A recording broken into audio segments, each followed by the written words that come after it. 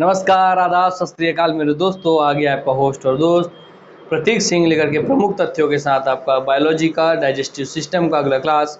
इससे पहले के क्लास में हम छोटी आंत तक के या स्मॉल इंटेस्टाइन तक का सारी जानकारी हम पढ़ चुके थे, सारी जानकारी हम ले चुके थे। इसके पश्चात अब इस क्लास में हमको जो कंटिन्यू करना है, जो जानकारी हमें लेनी है, वो है आपका बड़ी आंत या लार्ज इंटेस्टाइन। तो लिखेंगे कि सर बड़ी आंत में सर इसे बड़ी क्यों कहते हैं। पहले तो इस चीज़ गौर कीजिए कि सर बड़ी आंत में बड़ी क्यों कहते हैं। क्या सर ये उससे लंबा है? तो अब बता रहा हूँ मैं आपको कि सर छोटी आंत जो होती है, पहला ही क्वेश्चन, सर छोटी आंत और एक तरफ बड़ी आंत, ठीक है सर। हाँ sir, small intestine, large intestine. Sir इसका लंबाई होता है सर 6 से 6.5 मीटर, ठीक है। और यही बड़ी आंत का लंबाई होता है सर 1 से 1.5 मीटर। तो सर लंबाई में तो सर हमको दिख रहा है कि छोटी आंत ज़्यादा लंबा है सर, और बड़ी आंत सर कम लंबा है सर। सर फिर भी इसको बड़ी आंत क्यों बोल रहे हैं? तो ये पहले चीज़ यही आपको डाउट क्लियर कर दूं मैं कि बड़ी आंत को बड़ी आंत उसकी लंबाई की वजह से नहीं कहा जाता है, अर्थात उसको बड़ी आंत कहा जाता है उसके व्यास या डायामीटर के वजह से, डायामीटर के अधिक होने से कहा जाता है, क्योंकि इसका व्यास या डायामीटर कम होता है। छोटी आंत का व्यास और डायमीटर कम होता है, इसलिए इसे कम है, इसलिए इसे कहता है छोटी आंत। और बड़ी आंत का डायमीटर अधिक होता है, इसलिए इसे कहा जाता है बड़ी आंत। अर्थात इसका जो छोटी और बड़ी जो नाम मिला है, इसकी लंबाई की वजह से नहीं, इसके डायमीटर, इसके व्यास की वजह से मिला है। अब इतना क्लियर हो गया आपको? हाँ सर, पहले तो हमको आज ये पता चल गया कि क्या होता है यहाँ पर, और दूसरा ये भी क्वेश्चन पता चल गया कि सर दोनों की लंबाई कितनी कितनी होती है। ये क्वेश्चन बनता है कि छोटी आंत की लंबाई कितनी है, तो 6 से 6.5 मीटर, और बड़ी आंत की लंबाई है सर 1 से 1.5 मीटर। तो ये स्पष्ट हो पहले आपको? ठीक। ये स्पष्ट होने के पश्चात हम आपका जो नेक्स्ट आप लोगों को बताना है मुझे, चलिए उस पर आते हैं।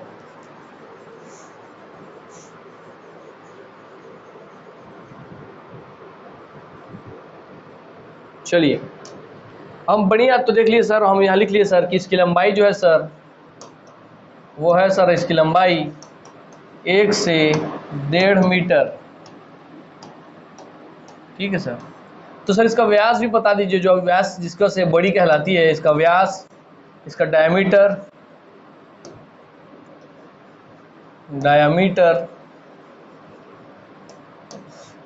वो है इसका, लिख लेंगे 3 इंच। कितना सर? 3 इंच, ठीक। हाँ सर, ये क्लियर हो गया। चलिए अब सबसे पहली बात, आपके बड़ी आंत का इमेज में दिखाया हुआ है यहाँ पर। यहाँ से बड़ी आंत है, ये सर पूरा बड़ी आंत का इमेज बना हुआ है सर। यहाँ से छोटी आंत से खाना यहाँ पर आपके आकर के प्रवेश करता है, फिर यहाँ से खाना इसके ऊपर जाता है, फिर यहाँ से यहाँ ट्रांसफ़र होता है, फिर यहाँ से उतरता है, फिर इस तरीके से यहाँ करके यहाँ रेक्टम से निकल जाता है।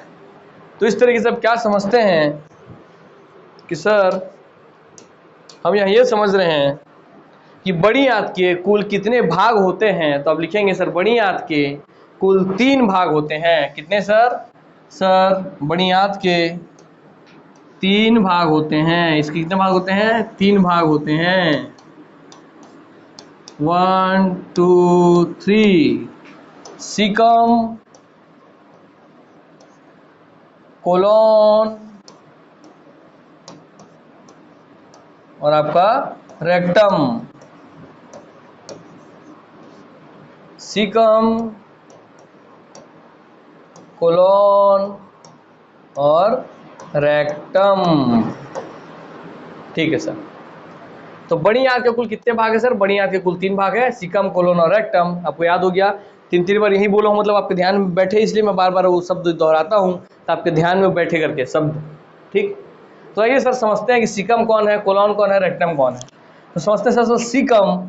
सर ये जो सर आपको ये एक ऐसा, इसको ब्लैक कलर ले लेता हूँ सर, ये जो ऐसा सर एक बंद थैलीनुमा दिख रहा है सर हमको, ये बंद थैलीनुमा जो दिख रहा है सर, ये सर ये जो पूरा है इसको ऐसे कर देता हूँ अभी आप लोगों के लिए।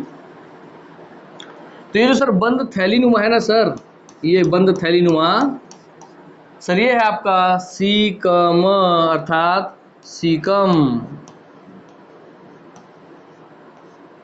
ठीक है सर। सर उसके पश्चात हम देखेंगे कोलॉन। तो याद रखिए उसको अलग कलर से ले लेता हूँ। कोलॉन कहाँ से है? ये जो आपको मैं ग्रीन से बना रहा हूँ, ये आपको ग्रीन से बना रहा हूँ मैं, ध्यानपूर्वक देखते चलिए।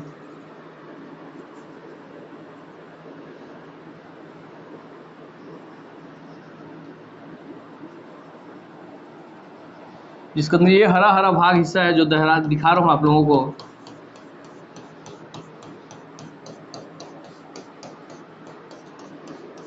सर ये है सर आपका कोलॉन। तो ग्रीन कलर में कौन है सर? ये है आपका सर कोलॉन। अर्थात पूछ ले बड़ी आंत का सबसे बड़ा हिस्सा कौन सा होता है? तो बड़ी आंत का भी सबसे बड़ा हिस्सा उसका कोलॉन होता है। देख रहे हैं कोलॉन इतना बड़ा है सर। ठीक, अब आइए इस पे, फिर बचा हुआ हिस्सा दिख रहा है आप लोगों को,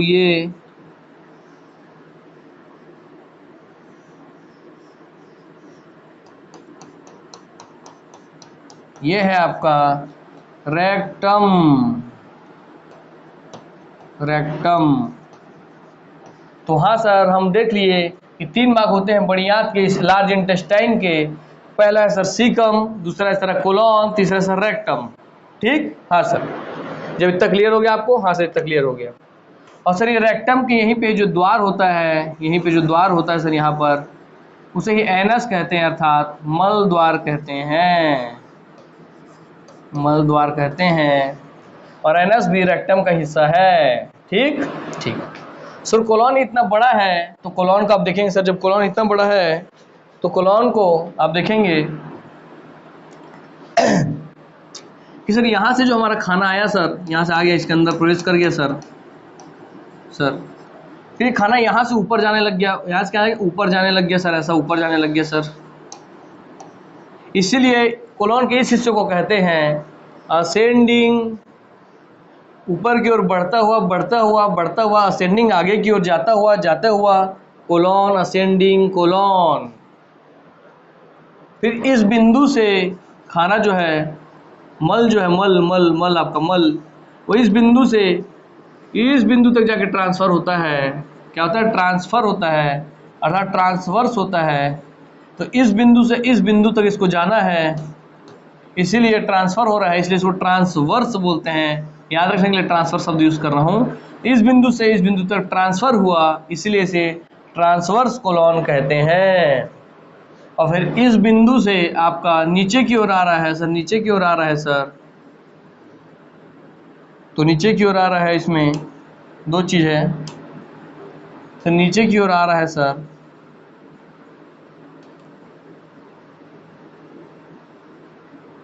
सर नीचे की ओर आ रहा है, इसीलिए नीचे की ओर अर्थात डिक्रीज ऑर्डर में नीचे की ओर डिक्रीज हो रहा है, डिसेंट हो रहा है, अर्थात इसीलिए इसे कहते हैं डिसेंडिंग कोलॉन। तो असेंडिंग कोलॉन क्योंकि ऊपर जा रहा है, डिसेंडिंग कोलॉन क्योंकि नीचे आ रहा है। तो बोलते हैं ना असेंडिंग ऑर्डर में जमाइए, डिसेंडिंग ऑर्डर में जमाइए, बस वही है।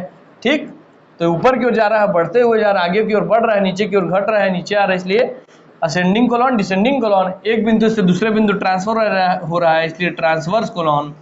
अब इस बिंदु से यहाँ तक आना है, तो यहाँ पर आप देख रहे हैं कि बहुत घुरमुटाया हुआ है, बहुत ऐसा कुंडली जैसी संरचना है, इसीलिए इस जगह को कहते हैं आपका सिग्मोइड कोलॉन। क्या? जस्ट जहाँ पे जैसे घुरमुटाया हुआ है, पूरा सिकुड़ गया है, उसे कहेंगे सिग्मोइड कोलॉन। अर्थात सिकम आप देखिए, रेक्टम आप देखिए, बात खत्म। और कोलॉन के एक ascending colon, transverse colon, descending colon, sigmoid colon. Colon के 4 हिस्से हैं। ठीक, असेंडिंग, डिसेंडिंग, ट्रांसवर्स और आपका सिग्मा। तो ascending, transverse, descending, sigma, ATDS। ठीक, TDS कटता है ना, बस TDS, ATDS, ascending, transverse, descending, sigmoid. हाँ सर ये हमको स्पष्ट हो गया। उम्मीद करता हूँ आप लोगों को जो बड़ी आंत के कौन कौन से हिस्से होते हैं इसको लेकर के कोई भी डाउट नहीं रहेगा। ठीक, हाँ सर। चलिए, जब इतना मैं आपको बता दिया और इतना आपको समझा दिया हूँ तो हम आते हैं इसके अगले बिंदु पर। चलिए, एक चीज़ विशेष चीज़ आपको बताना है, तो ये आप समझ गए हैं? हाँ सर, स्पष्ट तौर पर। तो सीकम, कोलोन और रेक्टम 3 हिस्से होते हैं, कोलोन के भी 4 हिस्से होते हैं, आप सब देख लिए हैं।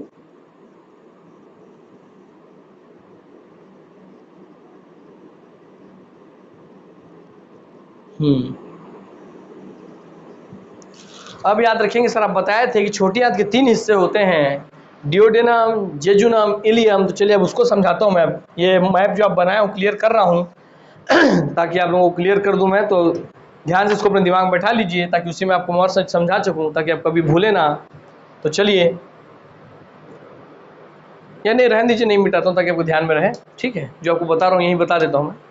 सर छोटी आंत के सर 3 हिस्से होते हैं सर।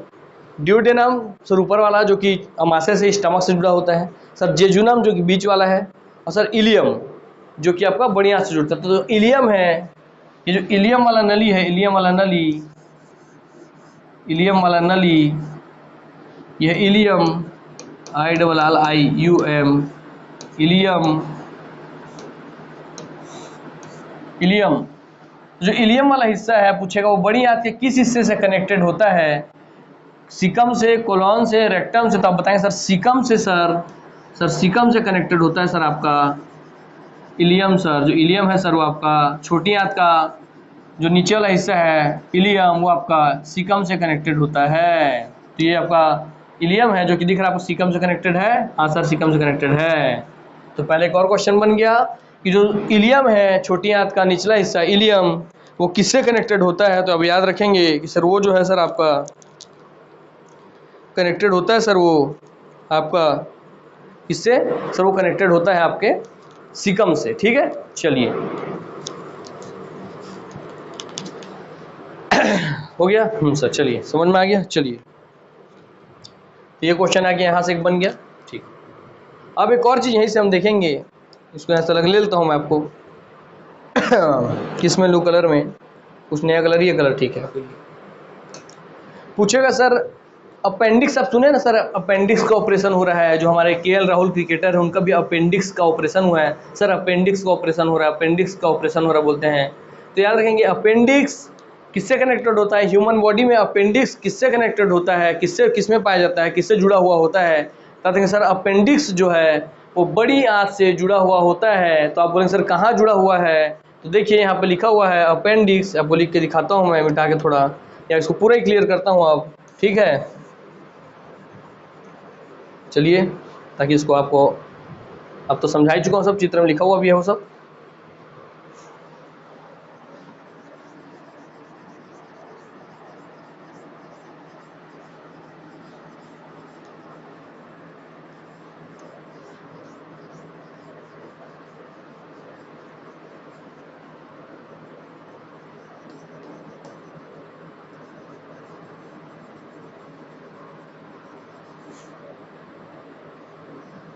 हो गया, अब आते हैं यहाँ पर हम।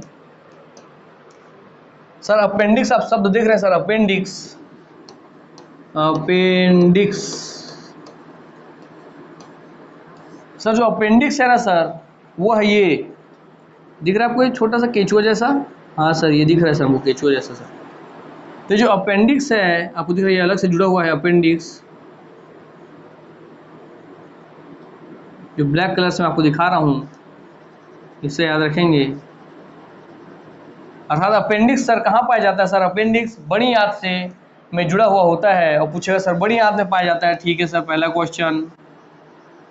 फिर बोलता है आपसे कि सर जो अपेंडिक्स है वो बड़ी आंत के किस हिस्से से जुड़ा हुआ होता है? सीकम से, कोलोन से, रेक्टम से। तो आप बताएंगे सर सीकम हमको यहाँ दिख रहा है, और ये सर पूरा जो बंद थैलीनुमा संरचना है सर, यही सर आपका दिख रहा है कि सर यही आपका सीकम है, यही सर आपका सीकम है।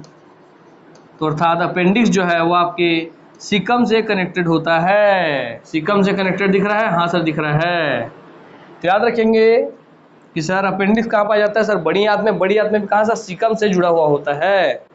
ठीक, चलिए सीकम के बारे में बता दूं मैं कि सर मैं बार बार बोल रहा हूँ सर बंद थैलीनुमा, बंद थैलीनुमा। तो याद रखेंगे इसका आकृति कैसा होता है पूछता है, तो बंद थैलीनुमा आकृति इसकी होती है।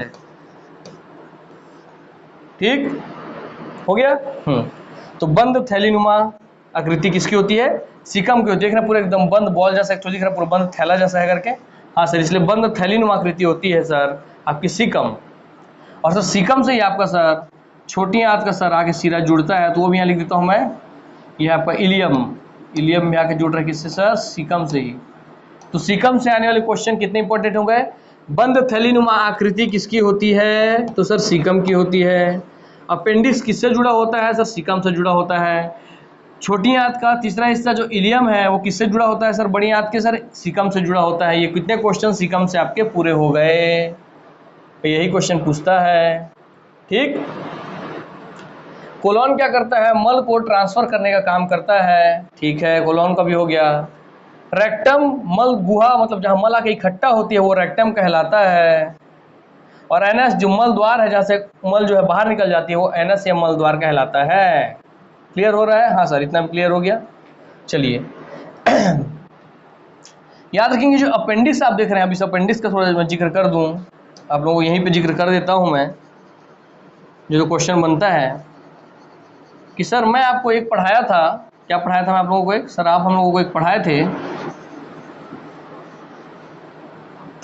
सर आपने हमें पढ़ाया था जो हमारा मुंह है, मुंह में दांत है सर, दांत में जो सबसे तीसरा सबसे पीछे वाला जो मोलर टीथ है, जिसे हम विजडम टीथ बोलते हैं या अक्ल दाढ़ बोलते हैं, अर्थात जब बोलते हैं कि जब लोगों को अक्ल आ जाता है, अकल आ जाती है लोगों को, जब लोग विजडम मतलब वाइज में चतुर होशियार हो जाते हैं, अर्थात जो बड़े हैं वही ज़्यादा होशियार होंगे, चतुर होंगे, बुद्धिमान होंगे, है ना।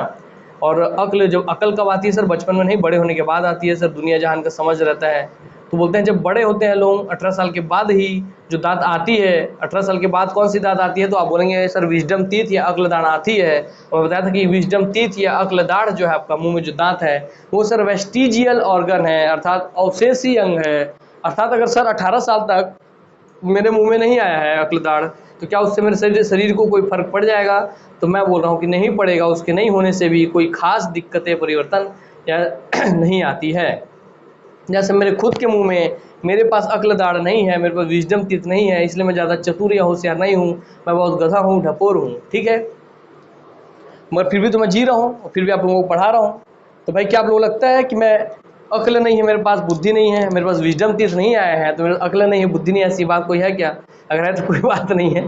ठीक है, मैं गधा ही ठीक हूँ आप लोगों के लिए। ठीक है, चलिए, तो हो गया ये बात, तो समझ गए। तो वो जो अग्लदार था वो अवशेषीय अंग या वेस्टिजियल ऑर्गन था। वैसे ही ह्यूमन बॉडी का जो दूसरा अवशेषीय अंग या वेस्टिजियल ऑर्गन आप जो जानेंगे वो है आपका अपेंडिक्स। अर्थात अपेंडिक्स भी आपका अवशेषीय अंग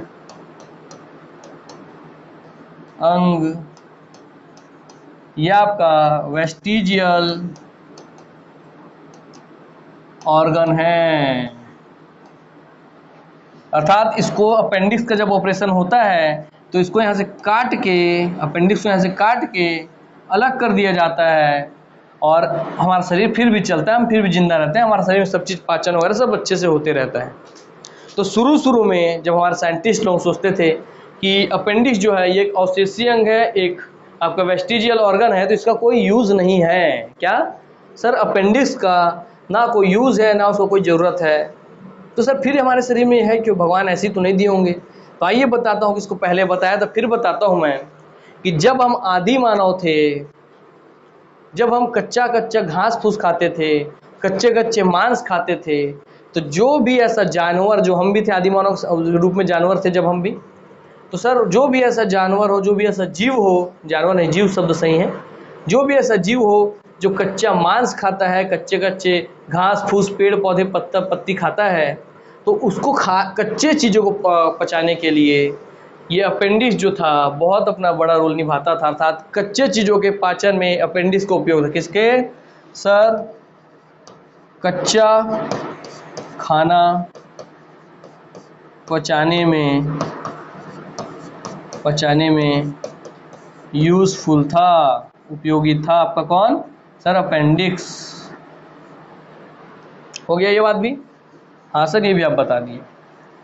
फिर धीरे धीरे हम आदि मानव से धीरे हु करने के बजाय से धीरे धीरे हम hello hi how are you नमस्कार जय हिंद भारत छत्तीसगढ़ बोलने लग गए। तो इसीलिए हम लोग जो है हम धीरे धीरे कच्चा मांस खाने से या कच्चा खाना खाने से, कच्चे घास फूस खाने से की जगह पे अब हम धीरे धीरे जब इंसान में, मानव में, आधुनिक मानव में हम कन्वर्ट होने लग गए तो हम खाने को पकाना सीख गए। इसलिए आप गैस में, चूल्हे में, कोयले में, लकड़ी में खाना पकाते हैं फिर उसको खाते हैं। तो हम धीरे धीरे हम खाना पकाना सीख गए बहुत पीढ़ियों से।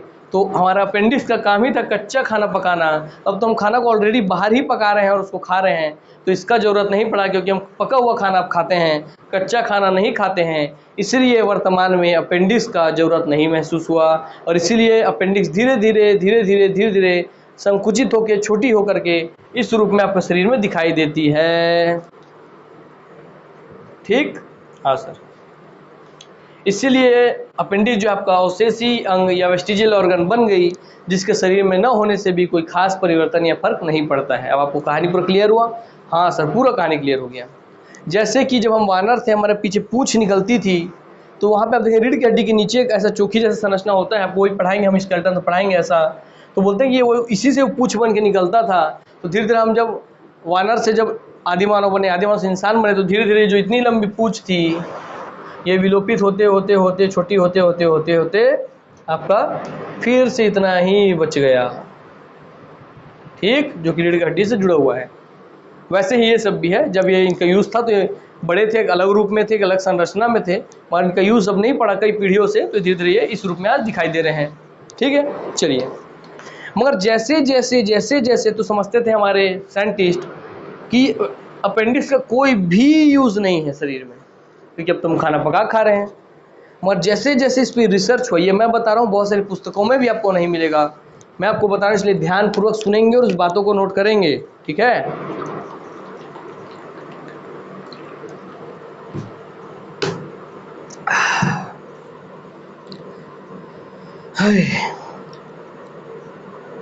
तो ध्यानपूर्वक सुनेंगे और इस बातों को लिखेंगे। इसलिए जो अपेंडिक्स है, धीरे जब इसका अध्ययन किए साइंटिस्ट लोग, जब जाने पास जा करके कि अपेंडिक्स भैया, ऐसे पास आ गए अपेंडिक्स के एकदम, ओ अपेंडिक्स भैया, तो बोला हाँ बोला ना जी, कहाँ बोला था, ऐसे बोला अपेंडिक्स। तो उसको बोले भैया तुम्हारे यार कोई भी यूज नहीं है अभी, फिर भी तुम शरीर में हो, तुम तो एकदम तुम्हारा कोई रोल नहीं है, भगो यहाँ से, चलो निकलो शरीर से बाहर जाओ। अपेंडिक्स बोले बिड़ू हल्के में मत लेना मेरे को, मैं अपेंडिक्स हूँ। अगर मैं अपने आप को इन्फेक्शन कर दिया, दर्द कर दिया, तो तुरंत ऑपरेशन करवा के मेरे को कटवाएगा तभी मानूंगा, इससे मेरा तो इलाज नहीं कर सकता, तेरा ऑपरेशन करवा के छोड़ूंगा मैं। और तुम जो बोल रहे हो बेटा कम ज्ञान वाले कि हमारे को यूज़ नहीं है आज वर्तमान दौर में, तो आइए हम तुमको अपने यूज़ बताते हैं। हमारा नया साइंटिस्ट लोग खोजे हैं। तो अब उसके बाद अपेंडिक्स अपना बताया कि अब वर्तमान में भी इसका क्या यूज़ है। तो यूज़ ये है जो आपको पहले ही बताया था, फिर बता रहा हूँ। अपेंडिक्स बोले ओ भैया सुनो सुनो इधर आओ, जो ई कोलाई करके यहाँ पर आपके यहाँ पे ई कोलाई, क्या सर, ई कोलाई चित्र दिखाऊंगा आप लोगों को मैं, ठीक है। जो ई कोलाई है, ई कोलाई जो हमारी बड़ी आंत में पाया जाता है। तो पहला क्वेश्चन यही कि ये ई कोलाई कहाँ पाया जाता है। ठीक, आपको चित्र भी दिखा दूं मैं एक बार ई कोलाई का, मैं समझा तो फिर दिखा दूंगा। चलिए, ई कोलाई जो कि हमारी कहाँ, ई कोलाई मानव शरीर में कहाँ पाया जाता है ये पूछता है। और ये सहजीवी है, याद रखेंगे, जो हमारे शरीर के साथ जीता है, हमारे साथ जीता है, हमारे आंतों में, हमारे बड़ी आंत में रहता है। ठीक है, जो हमारे साथ सिम्बायोटिक रिलेशनशिप, सहजीवन दिखाता है। जो ई कोलाई है ये हमारे साथ सहजीवन मैंने साथ में जीवन जीता है, साथ सिम्बायोटिक कैरेक्टर दर्शाता है। ये हमारी बड़ी आंत में रहता है। तो इसको क्या फायदा हो, सब या समझिए अब सहजीवी कौन होते हैं सर। सहजीवी माने साथ में जीने वाले, अर्थात मैं आपके साथ जीऊँ, आप मेरे साथ जिए, अपना जीवन यापन कीजिए। तो इसको ई कोलाई को क्या फ़ायदा है कि ई कोलाई को दोनों को एक दूसरे से फ़ायदा मिलता है। तो ई कोलाई को क्या फ़ायदा है, मान लीजिए कि ई कोलाई है ये, तो सर जो ई कोलाई है इसको यहाँ रहने के लिए घर मिल गया एक, यहाँ उसके अंदर वो रह रहा है तो उसके लिए घर हो गया। तो ई कोलाई को वहाँ आवास मिल जाता है, उसको जो न्यूट्रिशन, जो पोषण चाहिए अपने जीवन चलाने के लिए, हम लोग जो खाना खाते हैं उससे वो भी उसको मिल जाता है। ठीक है सर। तो ई कोलाई को यहाँ से भोजन मिल गया, भोजन मिल गया, आवास मिल गया, माने घर मिल गया। ठीक। तो ई कोलाई को क्या फायदा हुआ, आप समझ गए? हाँ सर। अब सर ई कोलाई को तो फायदा समझ में आ गया, मगर वो हमारा सहजीवी है, सिम्बायोटिक रिलेशन दर्शाता है, सिम्बायोट है वो, तो हमको क्या फायदा है सर उससे? तो ई कोलाई बोले, ओए ओए ओए, हल्के मत लेना, तू मेरे पे एहसान नहीं कर रहा अपने पेट में रख के मेरे को, तुम जो हमको एहसान नहीं कर रहे हो अपने पेट में रख के, तुम्हारे पेट में हम जब रहते हैं तो हम तुमको उससे ज्यादा फायदा पहुंचाते हैं जितना तुम हमको देते हो। तो हम बोले, हैं इंसान हुआ है, क्या फायदा पहुंचा रहे हो भाई तुम हमको? तो ये बोला ई कोलाई, ओ भैया सुनो इधर आओ, कि हम जो है ना ई कोलाई, हम ही तुम्हारे बॉडी में जो है विटामिन B12 और K का निर्माण करते हैं, अर्थात विटामिन B12 और K का उत्पादन करते हैं आपके ई कोलाई। ठीक, किसका? इसका सर ये ई कोलाई जो है सर, ये विटामिन B12 और विटामिन K का उत्पादन या प्रोडक्शन करते हैं सर ये ई कोलाई। अरे यार सर, हमारे शरीर के अंदर रहते हैं ई कोलाई लोग और इतना बड़ा चीज हमको फायदा पहुंचाते हैं। हाँ तो सर आप तो बताते अपेंडिक्स, बोला क्यों भैया भैया हल्के मत लेना, हमारा आज भी यूज है। तो क्या यूज है? अब आते हैं बात पे, कि आपने खा लिया मस्त गजर मजर हलवा तेल ताड़, आप पूरा बर्गर सरगर पिज्जा विज्जा पूरा खा के दबा के भर लिए, मस्त कोल्ड ड्रिंक पी लिए। अब अगले दिन हो गया आपके पेट में गुड़बुड़ गुड़बुड़ गुड़बुड़ गुड़बुड़, पेट हो गया आपका खराब, आपको हो गया दस्त, बोले तो पेचिस, बोले तो झगास। तो आप तुरंत लेके अपना लोटा दौड़ते हैं, मतलब लोटा का तो जमाना चला गया, तुरंत आप बाथरूम की ओर प्रस्थान करते हैं। ठीक, तो आप जब प्रस्थान करते हैं और फिर आपको दस्त होता है, तो आपके अंदर का जितना माल मटेरियल है सब पूरा खंगलाते पोछाते हुए, लिपटा पोछता पोटा पुता करके यहाँ से ऐसे भागते हुए यहाँ से बाहर निकल जाता है। तो सोचिए ई कोलाई आपके बड़ी आंत में है, और जब दस्त हुआ तो यहाँ छोटी आंत से दस्त का आया मल, वही बड़ी आंत से पूरा सब चीज लपेट के यहाँ से बाहर हुआ। जो ई कोलाई है ये भी आपके मल के द्वारा आपके शरीर से बाहर चले जाएंगे, अर्थात जो ई कोलाई है ये आपके शरीर से बाहर चले जाएंगे। तो सर ये हम दस्त के साथ हमारे शरीर से बाहर चल जाएंगे, तो फिर विटामिन B12 और विटामिन K का उत्पादन कौन करेगा? ऐसे तो दस्त होता है, मतलब हमको तो बहुत नुकसान है सर दस्त होने से। हाँ, जब कमजोर पड़ते हैं, जो पानी आपका शरीर का चल जाता है, बॉडी डिहाइड्रेट हो जाता है, वो तो अलग चीज है। और विटामिन B12 के जो उत्पादन कर रहे हैं, समझिए जिनमें इनका योगदान है, वो ई कोलाई भी बाहर चल गया उस दस्त के साथ, उस पेचिस के साथ, तो क्या होगा? तो अब यहाँ रोल आता है अपेंडिक्स का। अपेंडिक्स बोलते हो, ओए बिड़ू सुन, अब मैं बताता हूँ। जब तुम्हारे यहाँ पे जब तुम्हारे यहाँ दस्त आता है ना बेटे, दस्त, तो जो ई कोलाई है ना, ई कोलाई ये भाग करके मेरे अंदर आकर के ही छुप जाते हैं और यहीं पे आकर के बच जाते हैं, और दस्त के थ्रू आपका पूरा पेट साफ हो जाता है। फिर यहाँ मेरे अंदर से निकल करके आपके बड़ी आंत में आ करके ये विटामिन B12 और K का निर्माण करते हैं, अर्थात अपेंडिक्स का आज भी उपयोग है। और सही मायने में कुछ साल बाद शायद ऐसा हो सके कि ये ऑसेसियंग भी ना रहे, इसका ये यूज़ बहुत बड़ा लगने लगे लोगों को। ठीक है, ठीक। तो आप भले कि वर्तमान में अपेंडिक्स जो है ऑसेसियंग है, मगर इसका एक और यूज़ पता चल गया, क्योंकि ये ई कोलाई लोगों का आवास गृह बनता है जब दस्त या पेचिस आता है। तो अर्थात आपको मैं इतना सारा चीज़ बता दिया, तो आइए आपको थोड़ा दर्शन करा देता हूँ मैं ई कोलाई का, जिसका नाम हम इतना सुने हैं, जो आपके शरीर में विटामिन B12 और K का उत्पादन करने में सहयोग देते हैं। तो लिखेंगे आप ई कोलाई। तो ई कोलाई कौन है सर? सर यही है ई कोलाई, जो कि एक, लिखा है कि नहीं लिखा है सर। ई कोलाई कुछ और ना होकर के अब मैं बताने जा रहा हूँ सर। ई कोलाई क्या है सर? क्या है सर? कीड़ा है, मकोड़ा है क्या? ई कोलाई जो कि ऐसा दिखता है, दिख रहा है आप लोगों को, देख लूँ दिख रहा है कि नहीं, दिख रहा होगा, फिर भी चलो पहले बता दूं। तो ई कोलाई कुछ और ना होकर के सर, ई कोलाई जो है सर ये है एक जीवाणु बैक्टीरिया, अर्थात आपके शरीर के अंदर ई कोलाई जो है वो एक बैक्टीरिया है, एक जीवाणु है। तो इससे क्या पता चलता है कि सर, इससे ये पता चलता है कि सारे जीवाणु, सारे बैक्टीरिया नुकसानदायक नहीं होते हैं। तो कभी दे दे क्वेश्चन कि आपके शरीर के लिए इनमें से कौन सा है जो नुकसानदायक नहीं होता है 100%, उसमें दे वायरस, तो वायरस होता है। जीवाणु, पैरामीशियम ऐसा दे दे तो आपको टिक करना उसमें सर जीवाणु, क्योंकि बहुत सारे जीवाणु, बहुत सारे बैक्टीरिया हैं जो हमारे शरीर के लिए फायदेमंद होता है। जैसे कि उनमें से एक है ई कोलाई जो हमारी बड़ी आंतों में रहता है। ठीक।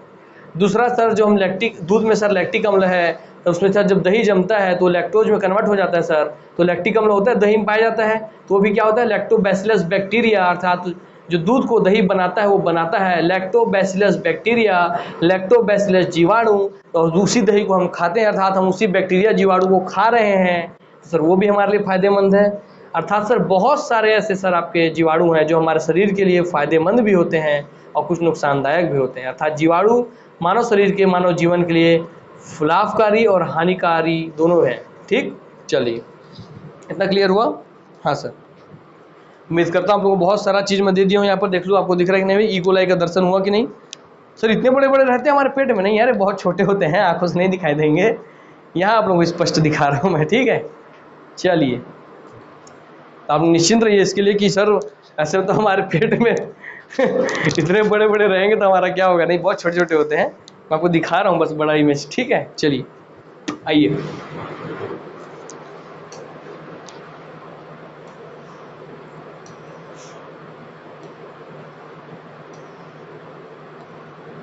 देखिए दिखा रहे हैं, खुद देखिए, मानो दिखा रहे हैं, बना हुआ है कि हमारे आंतों में पाए जाते हैं ई कोलाई, दिख रहा है ना? आपको ऐसे जूम करके दिखा रहा है। हाँ सर, सर मैं तो सर छोटी आंत से जूम करके दिखा दिया है, तो छोटी आंत में तो कुछ ई कोलाई जा सकते हैं ना भाई, आंतों में तो रहेंगे ही ना, जुड़ा हुआ है सब एक दूसरे से। ठीक है सर, ठीक, चलिए हुआ?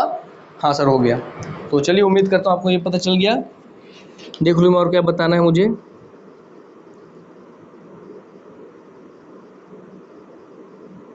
और ई कोलाई का दूसरा और सबसे बड़ा उपयोग और जानेंगे कि सर ई कोलाई जो है, जो हमारा पचा हुआ भोजन आ रहा था छोटी आंत से, यहाँ पे आया सर, भोजन यहाँ प्रवेश किया था, आप बताए थे सर। हाँ सर, तो जब भोजन यहाँ पे आया तो पचे हुए भोजन को, क्या सर, यहाँ लिखता हूँ सर, पचा हुआ भोजन, देखिए आप अभी, पचा हुआ भोजन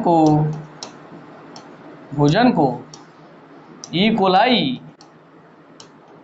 कोलाई ही जो है वो मल में कन्वर्ट करता है, मल में उसको बदलता है। तो ई कोलाई का दूसरा यूज़ क्या है? सो ई कोलाई जीवाणु है, बैक्टीरिया है, वही पचे हुए भोजन को आपके मल में कन्वर्ट करते हैं, मल में बदलते हैं। क्लियर हो गया? हाँ सर, ये भी हो गया। चलिए और देखो आपको और क्या छूट रहा है, कुछ और बताना है क्या मुझे?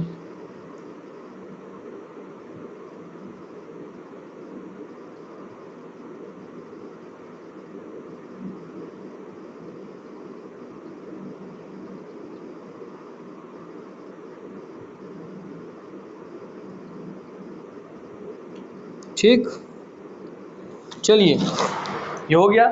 हाँ सर, ये हो गया। तो मैं इसी को एक काम करता हूँ, अब थोड़ा साफ सुथरा कर देता हूँ, ठीक है।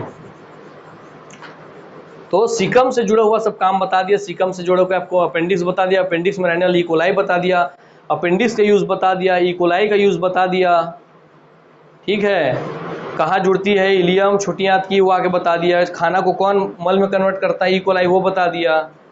विटामिन B12 के का उत्पादन करता है ई कोलाई, वो बता दिया, जो कि एक बैक्टीरिया है, जीवाणु है, ये बता दिया। ठीक, हो गया क्लियर? हाँ सर, क्लियर हो गया। तो सीकम वाला, अपेंडिक्स वाला, ये वाला हिस्सा पूरा हम पढ़ चुके, सीकम पढ़ चुके, अपेंडिक्स पढ़ चुके, इसका पूरा जानकारी हमको मिल गया, ठीक है। हाँ सर, अब हम आते हैं कोलॉन पे। कोलॉन के बारे में हम जानेंगे थोड़ा सा। कोलॉन को लिखेंगे आप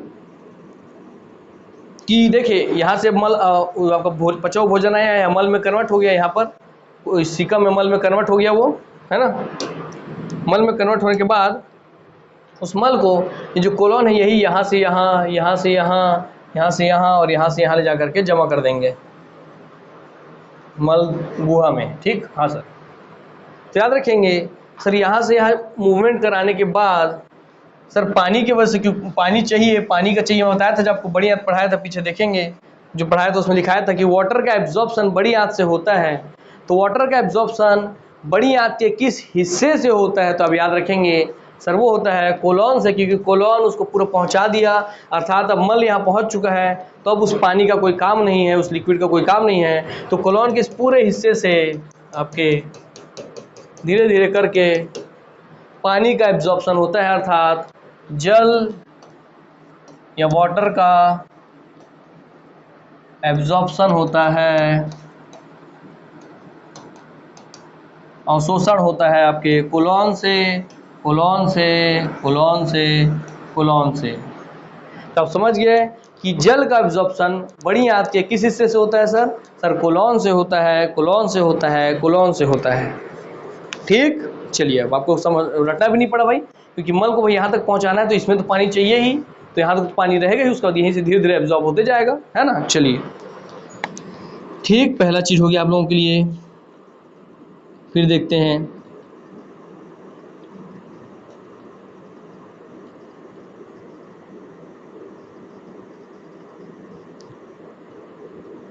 अब आते हैं कि सर ये जो आप पता है कि हमारे शरीर का हर अंग किसी न किसी सेल, किसी न किसी कोशिका से मिलके बना हुआ है सर, किसी न किसी सेल, किसी न किसी कोशिका से मिलके बना हुआ है सर। जो बड़ी आंत है सर यहाँ पे आप देखेंगे ये किस कोशिका से बना हुआ है, तो ऐसे तो कोशिकाओं के बहुत से नाम हैं, मगर आपको यहाँ पे जो नाम एक याद रखना है, तो इसको मिटा रहा हूँ, फिर आपको बता रहा हूँ उसके बारे में।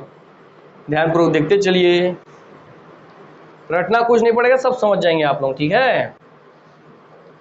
कॉमन सेंस से सब हो जाता है भाई, कुछ रटना नहीं पड़ता है। आप समझ गए एक बार कि भाई हाँ सही जरूरी है सर, पानी कहाँ तक होना चाहिए पता है आपको, तो क्यों रटना पड़ेगा। ठीक, चलिए समझ गए बात को, ठीक है सर। तो सर जो बता रहे थे कि सर बड़ी आंत किसी न किसी सेल, किसी न किसी कोशिका से मिलकर बना होता है सर, किसी न किसी सेल, किसी न किसी कोशिका से मिलकर बना होता है आपका बड़ी आंत, लार्ज इंटेस्टाइन। तो इसमें एक सेल या एक कोशिका का हमको नाम जाने रखना है, वो है सर आपका गॉबलेट सेल, गॉबलेट कोशिका।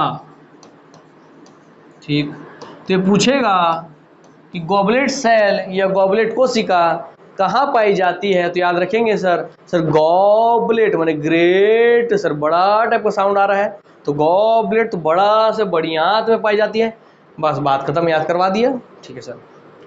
तो पर चल के गॉबलेट सेल, गॉबलेट कोशिका कहाँ पाई जाती है सर? बड़ी आंत में पाई जाती है सर। ये गॉबलेट इसको क्यों बोलते हैं सर, इस कोशिका को सर गॉबलेट क्यों बोलते हैं? तो आप बताइए गॉबलेट का मतलब क्या होता है, नहीं पता? चलिए ये मैं बता देता हूँ फिर इसी बात पे कि आप एक देखिए सर, बड़ी बड़ी मूवियों में आप देखते हैं, बड़े बड़े पार्टी में सर लोग जो है रोला झाड़ने के लिए, हे बेब्स, हे ब्रोस, ऐसा करने के लिए रोला झाड़ते हैं, जो उस रोले में आप देखेंगे कि वो एक ऐसे गिलास में दारू पीते हैं या वाइन पीते हैं। तो ये जो ऐसी संरचना है ना, ये वाली ऊपर और ये वाली, इसी संरचना को बोलते हैं गॉबलेट ग्लास। तो ये संरचना जो है यही है गॉबलेट, अर्थात गॉबलेट कहाँ से मिला, इस संरचना को बोलते हैं गॉबलेट। तो कुल मिला करके इसमें सर जो कोशिका सेल पाई जाती है उसकी संरचना भी कहीं ना कहीं इस गॉबलेट के जैसा ही होता है, इसीलिए इस सेल को भी, इसमें पाई जाने वाले सेल को भी बोलते हैं गॉबलेट सेल। समझ गए? हाँ सर। चलिए अब इसमें हम थोड़ा सा आपका डाल देते हैं, ड्रिंक वगैरह पी लीजिएगा आप लोग, ठीक है। भर गया, आइस क्यूब भी बना देते हैं आप लोगों के लिए। अरे सर इतना प्रोफेशनल, आप तो सब चीज़ जानते हो। अरे इतना मूवी देखें यार, कोल्ड ड्रिंक वगैरह तो पिए ही है कभी, हालांकि मेरे कोल्ड ड्रिंक पसंद नहीं है, गला जलता है मेरे को। दही मतलब लस्सी वस्सी जूस वगैरह ये सब ज़्यादा पसंद करता हूँ मैं, ठीक है। तो आप समझ गए। चलिए आप लोगों के लिए जो पीते हैं लिख भी देता हूँ, वाइन भाई लोगों के लिए, और जो बहनें पीती हैं उनके लिए भी, ठीक है। चलिए हो गया चलिए हो गया, ठीक, ये हो गया। तो हम आइए आपको दर्शन करा दें गॉबलेट सेल की, गॉबलेट कोशिका की। क्या यार भाई, आप भी क्या क्या बोलते हैं। गॉबलेट सेल डायग्राम,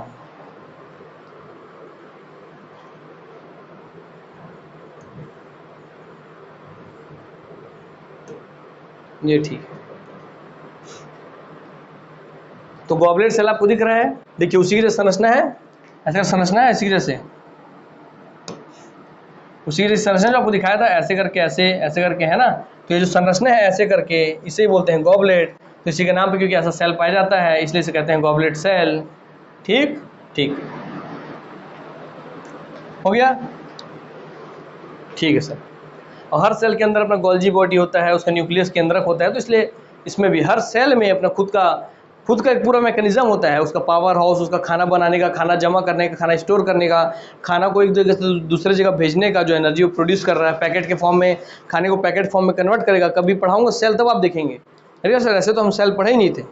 ये क्या करते हैं, कोई भी सेल कोशिका, उसकी बात कर रहा हूँ, इनके पास जो न्यूट्रिशन आता है, जो हम खाना से पचा, वो न्यूट्रिशन को लेकर के पहले मस्त खाना बनाते हैं, ठीक। उसको भी खाने को पैक करते हैं, ठीक, एनर्जी फॉर्म में।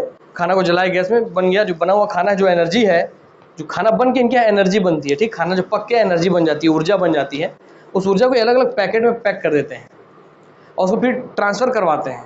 फिर ट्रांसफ़र करके उस सेल से पहुँचता है आपके बाहरी दीवारों तक, फिर उसी खून के माध्यम से, उसी रक्त के माध्यम से जो पूरे शरीर में दौड़ रहा है आपके, उसके माध्यम से शरीर के हर हिस्से में पहुँच जाता है और हर हिस्से अपने आपको जीवित रखता है, ऐसा करके, ठीक। सब समझ गए? हाँ सर, वो समझाऊंगा मैं तब, ठीक। चलिए, तो सेल में क्या क्या है सर? सेल में न्यूक्लियस केंद्रक पाई जाती है, माइटोकॉन्ड्रिया पाई जाती है, गोल्जी बॉडी अपरेटस पाई जाती है ना, ये सब चीज़ है, ठीक। चलो, तो गोल्जी बॉडी आप देख लिए सर, वैसी संरचना है इसलिए। चलिए और देख ले क्या कुछ बताना है आप लोगों को विशेष।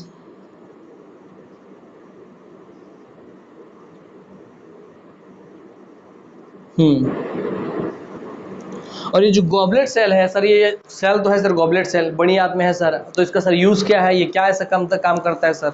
आप छोटी आंत में जो कोशिका बताए थे, सेल बताए थे, वो सबका कुछ ना कुछ आप यूज़ बताए हैं सर। आप लीवर कुहेन जो बताया, क्रिप्ट ऑफ लीवर कुहेन, उसका भी यूज़ बताया कि 3 एंजाइम छोड़ता है सर, इसका क्या यूज़ है? तो याद रखेंगे, जो गॉबलेट सेल है ये आपका गॉबलेट सेल जो है आपका, गॉबलेट सेल उसको कहाँ लिखो, यहाँ लिख देता हूँ। जो गॉबलेट सेल है आपका, ये काम करता है आपका म्यूकस या श्लेष्मा का लेयर बनाने में बड़ी आंत में, ठीक है। तो ये सिक्रेट करता है, गॉबलेट सेल सिक्रेट करता है, स्राव करता है, ये स्राव करता है या सिक्रेट करता है, सिक्रेट्स म्यूकस या श्लेष्मा। तो गॉबलेट सेल जो है ये आपका सिक्रेट करता है, स्राव करता है म्यूकस या श्लेष्मा का। म्यूकस या श्लेष्मा क्या होता है आपको ये बता दूं सर, सर्दी में हमारे नाक से जो चिपचिपा पदार्थ निकलता है उसके जैसे ही वो भी एक म्यूकस है, वो श्लेष्मा है। उस तरीके से चिपचिपा पदार्थ होता है सर, एक सर लिक्विड जैसा पदार्थ होता है सर, उसका ही स्राव करता है आपका कौन, ये सर म्यूकस या श्लेष्मा गॉबलेट सेल का, ताकि इसके जो स्किन है अंदर, अंदरूनी स्किन, उस पर कोई चीज़ उसको डैमेज ना कर सके, कोई उसको नुकसान ना पहुंचा सके। उस चिपचिपे पदार्थ से वो अपने आप को सुरक्षा करता है, ताकि खाना में आप बहुत ज़्यादा एसिडिक कुछ खा लिए हैं, बहुत ज़्यादा अम्लीय चीज़ खा लिए हैं, तो उसके अंदरूनी हिस्से को, बड़े हाथ के अंदरूनी हिस्से को नुकसान ना पहुँचा सके, तो उसका रक्षा करने का काम करता है ये म्यूकस या श्लेष्मा। जैसे आपको पता है कि सर अमाशय या आपका जो स्टमक था, ये जो आपका जठर था, उसमें भी सर श्लेष्मा की लेयर होती है, और वही श्लेष्मा की लेयर सर म्यूकस की लेयर सर, म्यूकस की परत सर हमारे HCl हाइड्रोक्लोरिक अम्ल से हमारे अमाशय की रक्षा करती है, हमारी अमाशय को उस HCl जैसे प्रबल अम्ल से जलने से बचाती है, स्ट्रॉन्ग एसिड से जलने से बचाती है, ठीक। हाँ सर, इसका यूज भी हम समझ गए सर। चलिए, हो गया।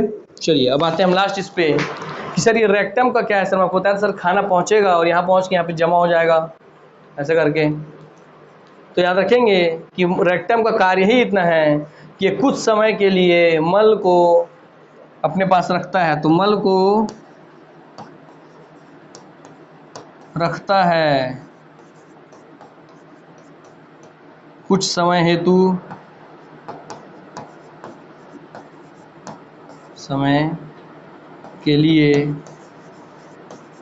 कुछ समय के लिए मल को रखता है कौन, ये रेक्टम आपका कुछ समय के लिए मल को यहाँ होल्ड करके रखता है, फिर जब उसको महसूस होता है कि सही टाइम आ गया, अब आदमी भाई फ्रेश होने वाला है, तब वो अपने एनएस के थ्रू, मल द्वार के थ्रू अपने मल को बाहर कर देता है, और ऐसे करके आपका डाइजेस्टिव सिस्टम कंप्लीट होता है। इति सिद्धम हैज प्रूव्ड। ठीक है, तो आइए, आपको इतना सारा चीज़ मैं जब बता ही दिया हूँ, आपको अब इसका कोई डाउट दिक्कत तो होगा नहीं। तो आप देख रहे हैं कि यहाँ पर आपका जो डाइजेस्टिव सिस्टम है वो A to Z कंप्लीट हो गया, A to Z पूर्ण हो गया। तो मैं फास्ट तरीके से एक बार बड़ी याद की जो खासियत है वो सबको आपको लिखवा देता हूँ, जो आपको मैं चित्र में बताया था इतना सारा लिख कर। तो चलिए, वैसे तो सब लिख दिया हूँ, मगर फिर भी क्योंकि मैं बहुत अच्छा हूँ, I am a good guy, I am a nice person, तो मैं बच्चों के लिए डबल मेहनत कर सकता हूँ। ठीक है, चलिए वाइन पी लिए भाई, मिटा दिया मैं क्योंकि है पीना मत, बताया था मैं कल कैसे क्या हालत हो जाता है, आपके लीवर में फफोड़े पड़ जाते हैं, फोले पड़ जाते हैं, छाले पड़ जाते हैं, और फिर आप कितना भुगतते हैं आपको बता चुका था मैं। ठीक है, चलिए, तो हो गया आपका। चलिए हम आते हैं यहाँ पे, लिखते हैं आपका बड़ी आंत, लार्ज इंटेस्टाइन,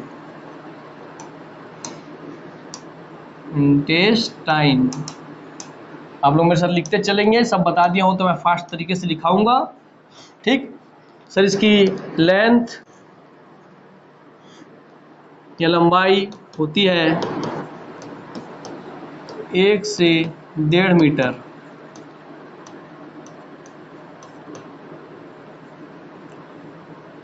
ठीक है सर। सर इसका जो डायमीटर या व्यास होता है वो होता है आपका, वो देख के लिखवाता हूँ भाई, ऐसा सब फैक्ट मैं नहीं रट के बैठता हूँ, क्योंकि मगर आप लोग रटिए, क्योंकि आपको एग्जाम देना है। सर बताया था मैं, 1.5 का गुना 2, 1.5 दूनी 3 इंच।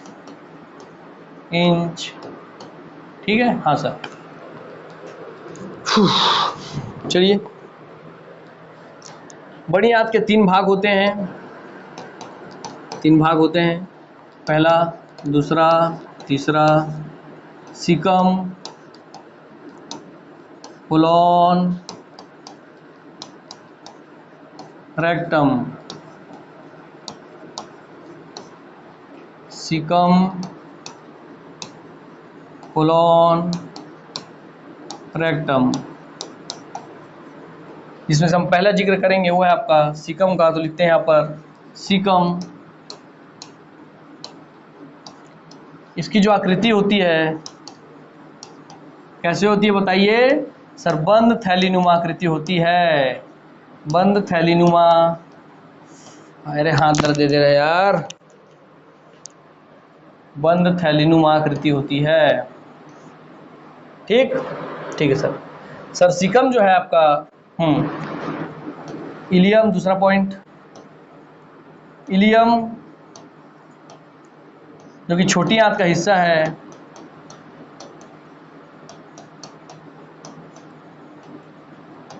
का भाग सीकम से ही आगे, सीकम में आकर खुलता है, अर्थात उसी से जुड़ा हुआ होता है, खुलता है आकर, खुलता है आकर जुड़ता है।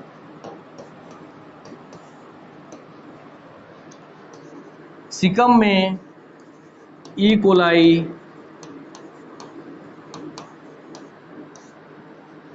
जीवाणु पाए जाते हैं या बैक्टीरिया पाए जाते हैं, जीवाणु पाए जाते हैं या बैक्टीरिया पाए जाते हैं। The E coli bacteria is present in a caecum which is the part of the large intestine. E coli जीवाणु पाए जाते हैं,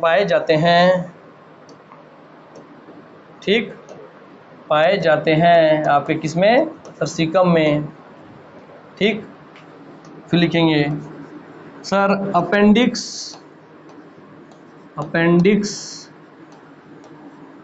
भी आपका सीकम से जुड़ा होता है, से जुड़ा होता है। आपके आँख के सामने पूरा इमेज बनना चाहिए, जो चित्र में बताया था पूरा मैं, जुड़ा होता है।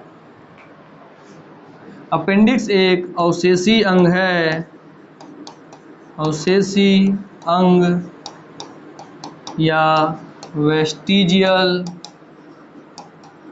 ऑर्गन है। तो appendix is a vestigial organ of the human body, ठीक, just like a wisdom teeth. ठीक, और इसी अपेंडिक्स में और लिखा तो अपेंडिक्स में दस्त या पेचिश के समय, वर्तमान वाला जो है आधुनिक वाला, दस्त या पेचिश के समय, दस्त या पेचिश होने पर ई कोलाई यहीं आकर रहते हैं ताकि दस्त में बह के ना चल जाए, तो उनके आवास की तरह कार्य करता है ये। ठीक है सर, ये अपेंडिक्स का बात है ना पूरा। ठीक, ये हो गया। आते हैं ई कोलाई पे। ठीक, ई कोलाई पे एक जानकारी देते हैं। जो ई कोलाई है, चलिए दूसरा पेज लेते हैं। फिर अब हम पढ़ रहे थे आपका बुनियाद। ई कोलाई का क्या क्या काम है देखते हैं। ई कोलाई का, सर ई कोलाई का पहला काम है सर आपका, ये पचे भोजन को मल में बदलता है। ठीक है सर, पचे भोजन को मल में बदलता है। ठीक है सर, पहला काम। दूसरा काम सर, ये विटामिन B12 और के, विटामिन के का उत्पादन करता है। ठीक, ठीक है सर। ई कोलाई क्या है सर? ई कोलाई एक जीवाणु है, बैक्टीरिया है। ठीक है सर। सर कहाँ पाया जाता है? ई कोलाई पाया जाता है आपके आंतों में पाया जाता है जनरली, मगर बड़ी आंत में मेनली देखेंगे आप। बड़ी आंत में और खासकर सीकम वाले हिस्से में। हालांकि ये सभी जगह पाया जाता है, मगर ज़्यादा इनका जहाँ पे जनसंख्या रहता है। ठीक, ये बार बार बोल रहे हैं, इस बात को ध्यान रखेंगे, क्योंकि मल एक ही जगह के पूरा मल में बदल जा रहा है पचा हुआ भोजन, ऐसा तो नहीं है। धीरे धीरे वो बदलते हुए आता है, तो हर जगह वो प्रेजेंट है, मगर मेनली कहाँ रहता है वो ये लिखा हूँ, स्पष्ट कर रहा हूँ। ठीक है सर, हो गया। चलिए अपेंडिक्स का पूरा जानकारी दे दिए, ये हो गया। कोलॉन पे हम आते हैं। सीकम पूरा खत्म। हाँ सर, अब हम आते हैं आपके कोलॉन पे। किस पे सर? कोलॉन पे।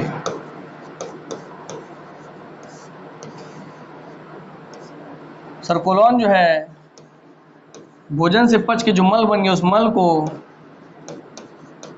रेक्टम तक पहुंचाने का कार्य करता है, पहुंचाता है। सर कोलॉन जो है मल को पहुंचाने के पश्चात पानी या वाटर का अवशोषण या एब्जॉर्प्शन करता है। पानी का अवशोषण करता है, अवशोषण होता है आपके यहीं से, कोलॉन से सर्वाधिक। ठीक है। हाँ सर। सर कोलॉन जो है ये आपके गॉबलेट कोशिकाओं से, गॉबलेट कोशिका की बनी होती है,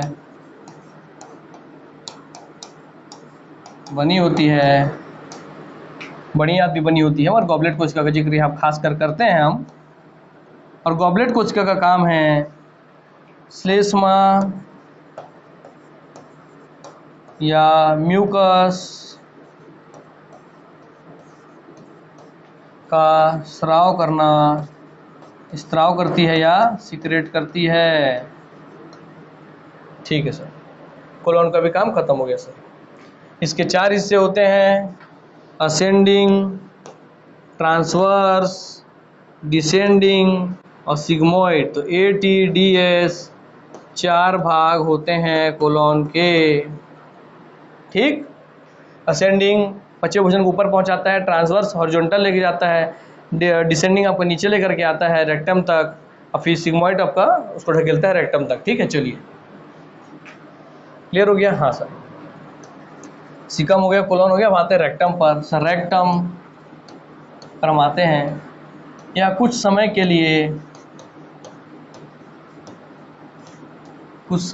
लिए मल को रोक कर या होल्ड करके रखता है, होल्ड करता है या रखता है। ठीक है, हाँ सर। और इसलिए इस रेक्टम को आप देखेंगे कि मल गुहा के रूप में आप हिंदी में बनते हैं। मल गुहा मतलब मल रखने वाली गुफा, मल रखने वाला होल, स्पेस, वो कहलाता है। ठीक है। और इसके बाद रेक्टम का जो हिस्सा है एनस, उससे जिसे मल द्वार कहते हैं, वहाँ से मल बाहर हो जाता है। मल मतलब जो इंग्लिश मीडियम वाले नहीं समझ पा रहे हो तो मल मतलब जो आपकी पॉटी है, ठीक है, जो आपका स्टूल है यार, जो स्टूल आपका है, जो आपकी पॉटी है, उसका बात हो रहा है, वही उसी को मल कहते हैं।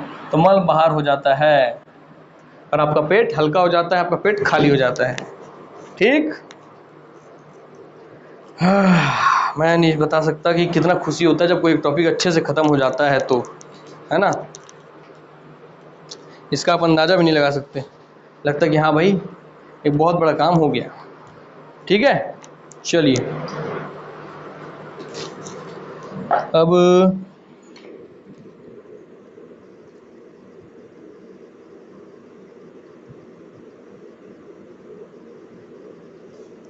हो गया। चलिए पढ़ाई देता हूँ आप लोगों को। पाचन तंत्र की कुछ कुछ बीमारियां हैं, साथ में पढ़ लेते हैं हम लोग, है ना। चलिए आइए, ये पढ़ लिए तो पाचन तंत्र की बीमारियां। पाचन तंत्र की the disease of digestive system, English medium वाले लिख लेंगे, पाचन तंत्र की बीमारियां, डिजीज ऑफ डाइजेस्टिव सिस्टम,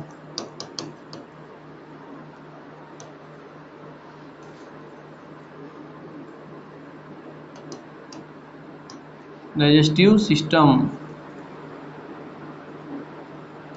अर्थात आपके पाचन तंत्र से जुड़ी हुई कौन सी आपकी बीमारी है उसका हम जिक्र कर रहे हैं। तो सर पहले तो आप बताए थे बहुत अच्छे से सर, पेचिस या दस्त, जिससे सर हमारा पूरा पेट गुड़गुड़ गुड़गुड़ गुड़गुड़ गुड़गुड़ होता है सर, हमारा पूरा तुरंत भागना पड़ता है टॉयलेट की ओर। ठीक है, चलिए इसमें आप लिखेंगे ये पाचन तंत्र से जुड़ी कौन कौन सी बीमारी है, तो उसमें आप पहला लिखेंगे, आपको पता चलेगा कि अरे सर ये पाचन तंत्र से जुड़ी बीमारी है। मैं बोलूँगा हाँ ये पाचन तंत्र से जुड़ी बीमारी है, आपको नहीं पता था, तो आज पता चल जाएगा।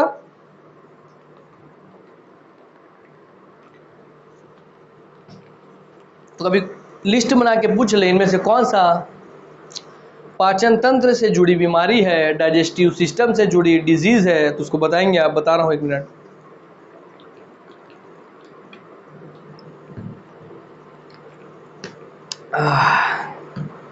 आइए लिखिए भैया पहले बीमारियों के नाम।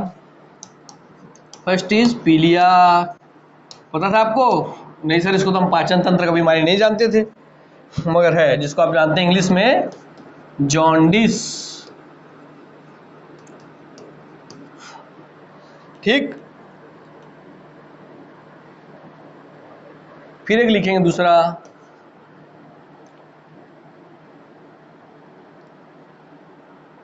IBS। इस बीमारी का नाम ही IBS के रूप में जानते हैं, जिसको आप हिंदी में बस इतना देख लेंगे, बता दूंगा हिंदी में क्या होगा। इसको बोलते हैं IBS को इरिटेबल, इरिटेट हो जाते हैं जो, इरिटेबल बोवेल, ठीक, सिंड्रोम। ठीक, इसको बोले, जानेंगे आप इसके बारे में, इसको और क्या बोलते हैं सर? इसको बोलते हैं और बड़ी आंत का, बड़ी आंत का सिकुड़न।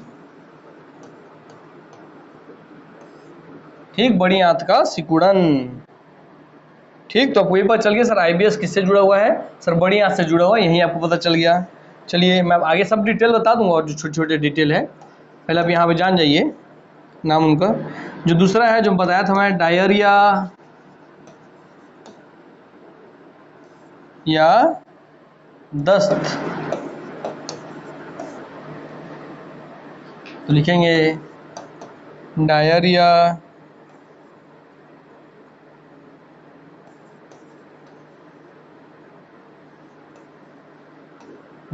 या दस्त। फिर लिखेंगे चौथा कब्ज या constipation. Constipation, not a constitution, it's a constipation. ठीक, इतना ही जानिए, इतने काफ़ी आप लोगों के लिए, इसी से क्वेश्चन पूछेगा। तो याद रखेंगे पीलिया बोले तो पीलिया खास कर याद रखिए, पीलिया आप नहीं सोचते हैं पाचन तंत्र से जुड़ी बीमारी है, मगर है। तो पीलिया पाचन तंत्र से जुड़ी बीमारी है। बाकी आईबीएस भी याद रखिए, क्योंकि आईबीएस एक नया टाइप का आपको पता चलेगा। आईबीएस करके कभी शॉर्ट में दे दे तो कि आईबीएस सर आपकी उससे जुड़ी बीमारी। बाकी डायरिया या दस्त या कब्ज या कॉन्स्टिपेशन, ये सब आपकी पाचन तंत्र से जुड़ी बीमारी है, ये आप जान लेंगे। चलिए पीलिया का कुछ मैं आपको इमेज दिखाऊँ ताकि आपको पता चल सके कि पीलिया में क्या होता है। वैसे तो आप में से अधिक लोगों को पता होगा पीलिया जॉन्डिस में कि सर स्किन पीली पड़ जाती है, आंखें पीली पड़ जाती हैं, है ना। तो मैं बताऊंगा आज क्यों पड़ता है वो पीला ही क्यों पड़ता है। आपको पढ़ाया था मैं एक पीला से जुड़ा हुआ एक शब्द, उसकी वजह से पड़ता है। अर्थात सर अगर वो एब्जॉर्ब नहीं होगा, हमारे बॉडी से निकलेगा नहीं, तो सर वो एब्जॉर्ब नहीं हो तो पीला जो चीज़ है वो बढ़ जाएगा, बढ़ेगा तो सर हमारा पीला पीला दिखेगा ये सब चीज़। हाँ, तो ये कौन सा पीला था आपको बताऊंगा मैं अभी, आते हैं। ठीक, लिखिए यहाँ पर जॉन्डिस। देख रहे हैं आप कि अंतर कैसे पड़ता है कि आपका स्किन पीला पड़ जाएगा, आपकी आंखें पीली पड़ जाएंगी, है ना। ये अंतर मेन है कि आपकी आंखें पीली पड़ गई हैं, आपका स्किन पीला पड़ गया है। ये जॉन्डिस का मेन सिम्टम्स है। ठीक हो गया।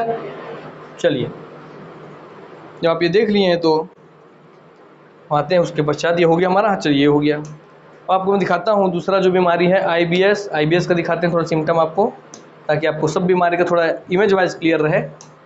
तो देखिए आइए, आईबीएस बोवेल सिंड्रोम, ये आप लोगों के लिए ये सही समझ पाएंगे आप इससे।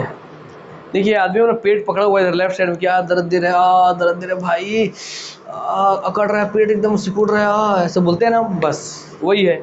कि देखिए ये उसकी बड़ी आंत थी, बड़ी आंत में कहीं पर अगर कॉन्ट्रैक्शन हो गया मसल्स के बीच में, यहाँ पे देख रहे हैं आप, फिर कॉन्ट्रैक्शन हो गया है। कहे चले गए भाई, ऐसे गुस्सा मत हो यार, काहे भाग रहे हो, हमारे बच्चों को हम बताया नहीं अभी तक और तुम भाग जा रहे हो, ऐसे थोड़ी होता है।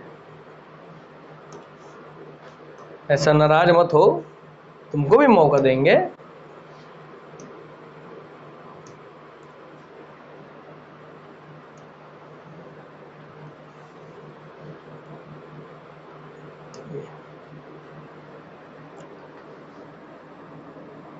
देखिए इस आदमी की आंत थी, आंत सर यहाँ पे सर वो थोड़ा सिकुड़ गया है सर, कॉन्ट्रैक्ट हो गया, कॉन्ट्रैक्शन, एबनॉर्मल कॉन्ट्रैक्शन। सर ये आपका यहाँ पे कॉन्ट्रैक्शन, तो आदमी को यहाँ पे दर्द होगा और यहाँ पे दर्द होगा, पेट मरोड़ रहे हैं, हम बोलते हैं पेट मरोड़ रहे हैं सर, पेट वो जो ऐसा फीलिंग आता है जो एक्टिंग करके बता रहा हूँ मैं, वो इसी की वजह से होता है आईबीएस की वजह से।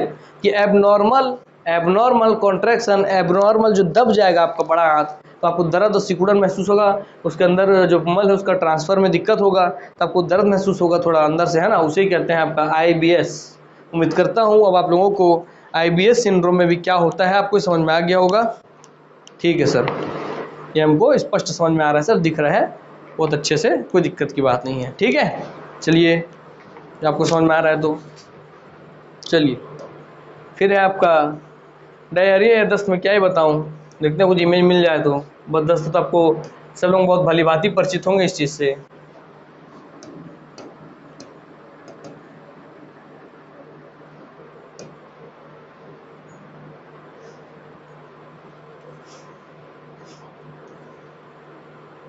ठीक,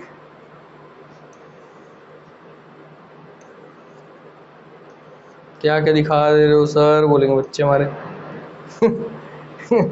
रहने दे भाई, हद हो गया।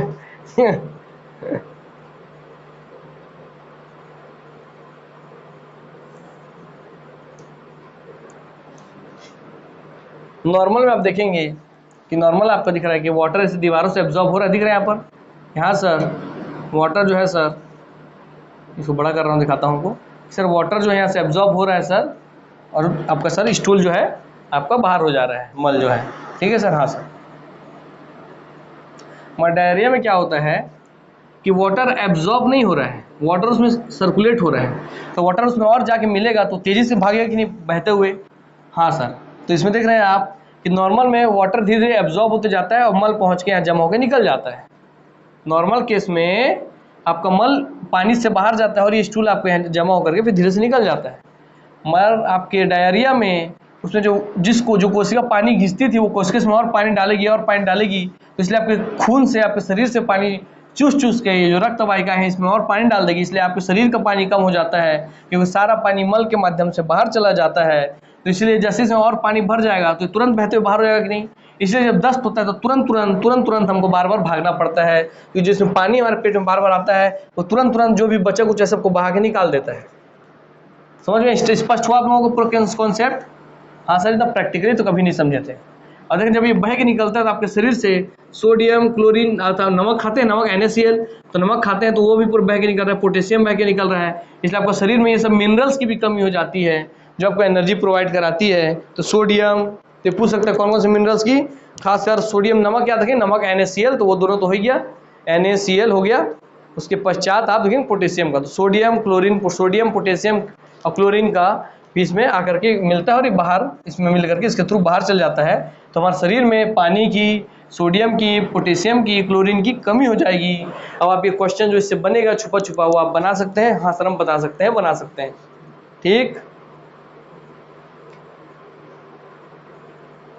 ठीक है। हाँ सर, चलिए इमेज आप लोगों के लिए लगा देता हूँ मैं।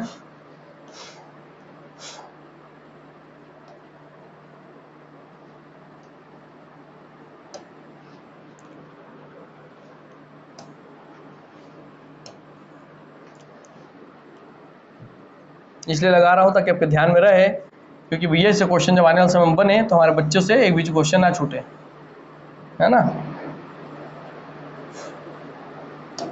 ठीक, डायरिया या दस्त लिख देता हूँ मैं यहाँ पर, दस्त। ठीक है। ये वाटर है, वाटर दिख रहा होगा आप लोगों को। ठीक,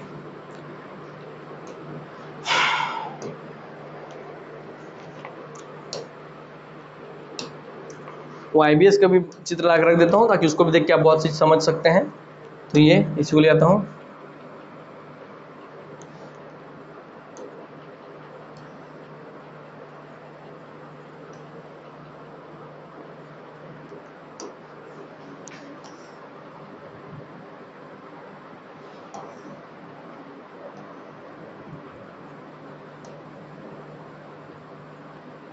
ठीक, हाँ सर,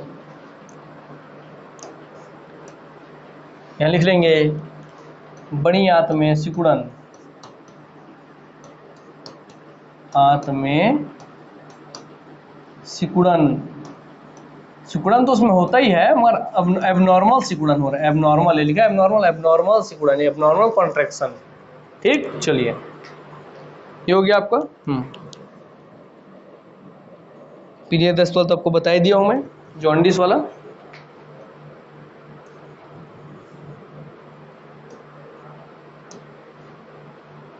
जॉन्डिस वाला भी ला के रख देता हूँ, आप वो भी चित्र देखेंगे।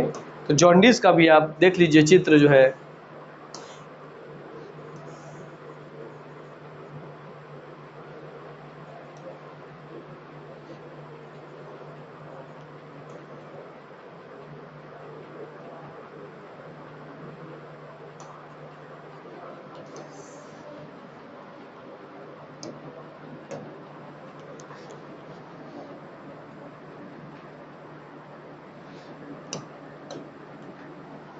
जॉन्डिस माने पीलिया, लिखा है जॉन्डिस, जॉन्डिस माने पीलिया। ठीक, चलिए। हाय, कब्ज या कॉन्स्टिपेशन है, ये समझा देता हूँ आप लोगों को मैं। अब कॉन्स्टिपेशन भी आप समझ लीजिए, बोला चित्र से आप समझ लेंगे, आपको भी कभी नहीं भूलने वाले आप। ये हमारे क्लास की सुंदरता है कि हमारे बच्चे को कभी अब दिमाग से भटकने वाला नहीं है। बस आप पढ़ते रहिए, कुछ कुछ दिन में रिवीजन करते रहिए। कॉन्स्टिपेशन,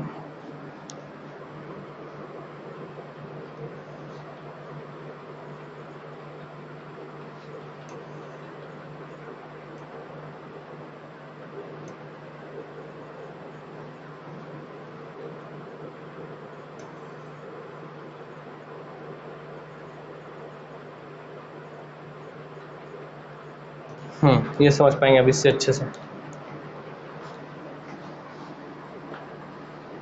देखिए, नॉर्मली क्या होता है, नॉर्मली आपका जो ये है आपका एनस वाला हिस्सा, तो इससे जो आपका है जो स्टूल है, जो मल है, वो बाहर निकल जाएगा नॉर्मली, ठीक है, इस फॉर्म में रहता है। मगर यहाँ क्या होता है कॉन्स्टिपेशन में, कि जो पूरा मल है वो आगे एक साथ ऐसे इकट्ठा हो जाता है पूरा, और वो ठीक से निकल नहीं पाता है, तो यहाँ पे पूरा जमा हो जाता है, भरते जाता है, भरते जाता है, भरते जाता है, पेट साफ नहीं होता है। लेकिन आप ऐसा रहेगा शेप में तो भैया निकल सकता है, इतना बड़ा आके भर गया है, पूरा ढेर हो गया है, तो निकलने में दिक्कत होगा। तो दिक्कत होगा तो वही जो दर्द होता है कॉन्स्टिपेशन में, अच्छे से पेट साफ नहीं हुआ बोलते हैं, दर्द हुआ बोलते हैं, तो वही ये कॉन्स्टिपेशन है। ठीक, चलिए।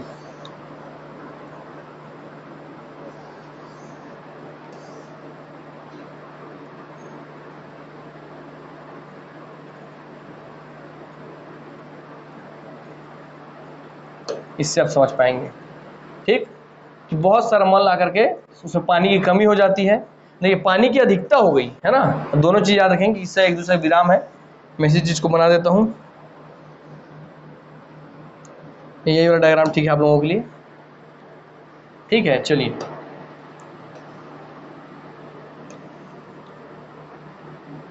आप लोगों को बताना समझाना सब मेरा काम है, मैं कर लूँगा, उसका टेंशन नहीं है। ठीक है, चलिए। ये हो गया आपका, लिखेंगे यहाँ पर, देखेंगे। चलिए, आपका कॉन्स्टिपेशन, कॉन्स्टिपेशन या कब्ज, अर्थात आपके जो पाचन तंत्र है उसमें बहुत सारा पानी आ गया तो आपको दस्त हो गया। इसलिए बोलते हैं ना किसी चीज़ की अधिकता अच्छी, ना किसी चीज़ की कमी। तो बहुत सारा पानी अगर आ गया आपके बड़ी आंत में, लार्ज इंटेस्टाइन में, तो आपको दस्त हो गया, पेचिस हो गया, और पानी की मात्रा बहुत कम हो गई। तो जो मल है, जो आपके पेट में जो मल है, स्टूल है, उसको सर मोशन करने में, गति करने में बहुत दिक्कत होगा। बहुत दिक्कत हो तो एकदम सूख जाएगा, हार्ड हो जाएगा, अर्थात सूख जाएगा, हार्ड हो जाएगा, तो उसको भाई बाहर आने में बहुत दिक्कत होगा।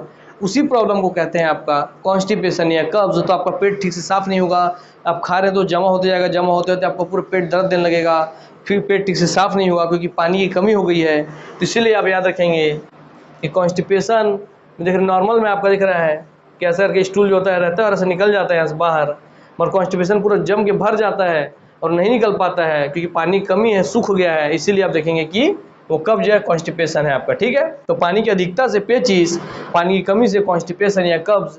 तो ना पानी की अधिकता अच्छी, ना पानी की कमी, जीवन में ना अधिक खुशी अच्छी, ना अधिक गम, अर्थात सब चीज़ जीवन में होना चाहिए बराबर बराबर। कॉन्स्टिपेशन के लिए बच्चे वाला इमेज ले देता हूँ ताकि आपको स्पष्ट समझ में आ जाए।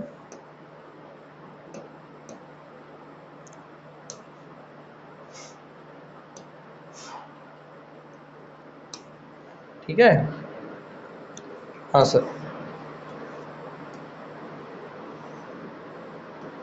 यहाँ से इसमें अपन गए थे, ये वाला तो रहा, बैग जाओ ये।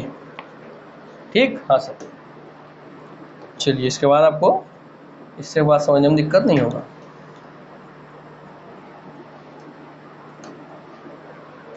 इसको भी यहीं पर रख देते हैं ऐसे करके। हाँ।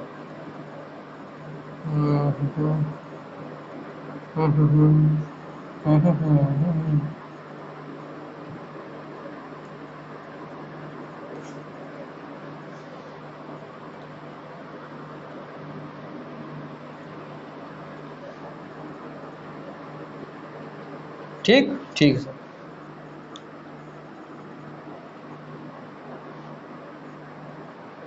चलो,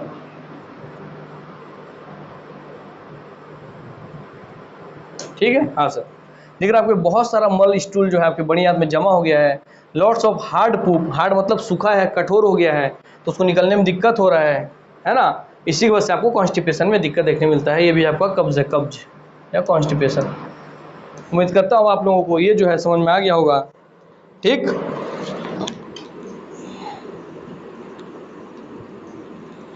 तो चलिए अब आपको सबके बारे में जब चित्र में दिखा चुका हूँ वही चीज़ लिखना होगा फिर से, तो मैं आप लोगों को एक बार लिखवा भी देता हूँ। फटाफट लिखेंगे।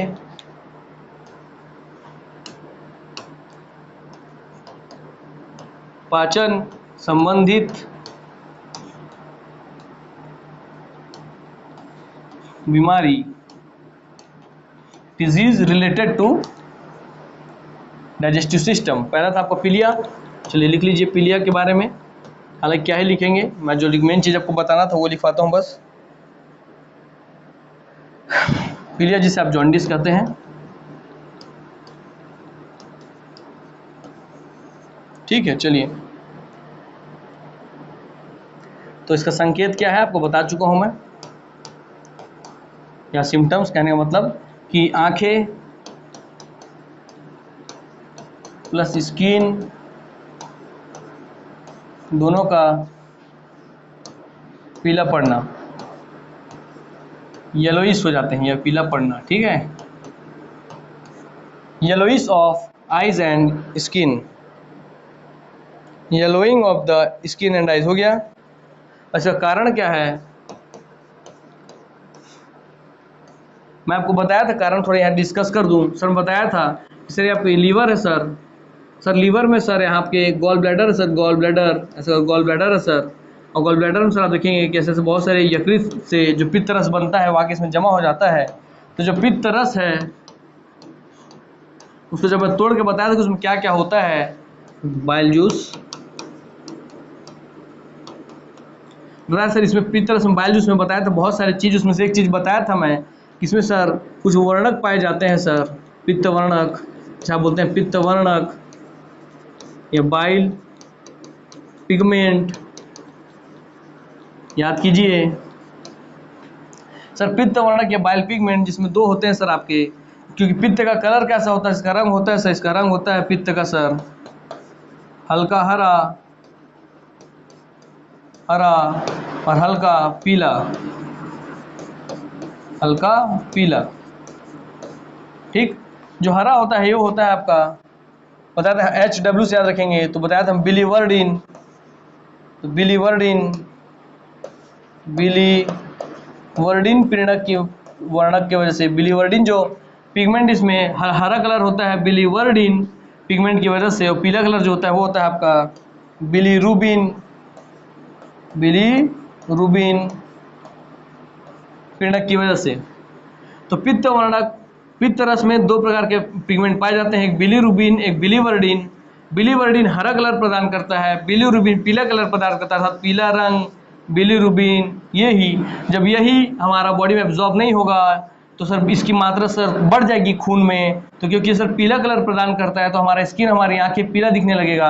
तो आप समझिए इसके पीछे कौन कारण है, बिलीरुबिन पीला कलर बाइल जूस का कारण है, ठीक है। तो लिख लेंगे कारण में, इसका कारण है सर बिली, आपको पूरा रिवीजन भी करा दिया, बिलीरुबिन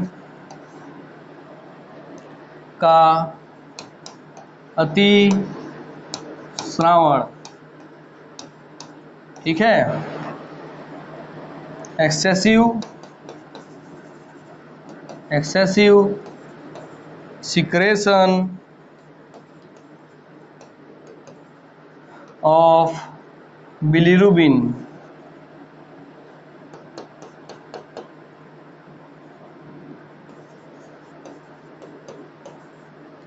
ठीक। तो आप समझ गए पित्त जूस का बात हो, पित्त रस का बात हो रहा था सर। पित्त रस में सर दो प्रकार के पिगमेंट होते हैं, वर्णक होते हैं, एक है बिलीरुबिन एक बिलीवर्डिन। बिलीवर्डिन हरा कलर प्रदान करता है पित्त रस को, और बिलीरुबिन पीला कलर प्रदान करता है। जब बहुत मात्रा में बिलीरुबिन का सिक्रेशन होगा, श्रावण होगा, तो खून में उसका प्रभाव दिखने लगेगा, खून में आकर के घुल जाएगा आपका जो पित्त रस है, बिलीवर्डिन है, बिलीरुबिन है, तो बिलीरुबिन का मात्रा अधिक हो जाएगा, तो बिलीरुबिन का एक्सेसिव श्रावण होगा, तो वो क्योंकि पीला कलर प्रदान करता है तो इसलिए वो हमारी आंखों को और स्किन को पीला कर देगा। तो पता चल जाएगा कि हमको जॉन्डिस से पीलिया हुआ है, इसलिए उसमें जो डॉक्टर होता है वो आपको लीवर को ठीक करने का दवाई देता है, लीवर को ठीक करने का दवाई देता है डॉक्टर, किसमें? पीलिया में। ठीक, क्योंकि लीवर से ही निकलते हैं आपके बाइल जूस। ठीक, तो बाइल जूस से जुड़ा हुआ एक बीमारी है, याद रखेंगे। पीलिया जो है आपका पित्तरस से, इसलिए पित्त से पीलिया, पी से पित्तरस से जुड़ा हुआ बीमारी है, इसलिए आपको ये भी याद रहेगा। ठीक, चलिए। अरे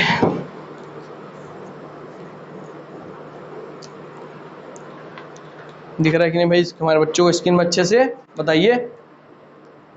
हाँ सर, एकदम समझ में अभी आ रहा है, दिख भी रहा है सर। चलिए, जब दिख भी रहा है, समझ में भी आ रहा है, तो आते हैं हम दूसरे बीमारी पर। पीलिया तो हो गया आपका, फिर अब लिखेंगे यार बार बार, भाई बार बार इतना बड़ा हेडिंग तो नहीं डाल सकता यार मैं। कॉपी कर लो भैया, इधर पेज पे आ जाओ भैया, यहाँ पे ऐसे चिपका दो भैया। चलो ठीक, दूसरा बीमारी है आपका IBS, इरिटेबल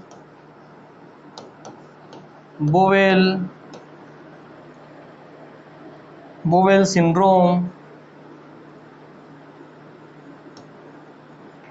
बड़ी आंत का असामान्य सिकुड़न। ठीक, एबनॉर्मल, इसमें क्या होता है वही लिख रहा हूँ, एबनॉर्मल कॉन्ट्रैक्शन होता है, कॉन्ट्रैक्शन बड़ी आंत में। ठीक, इसमें सर बड़ी आंत में।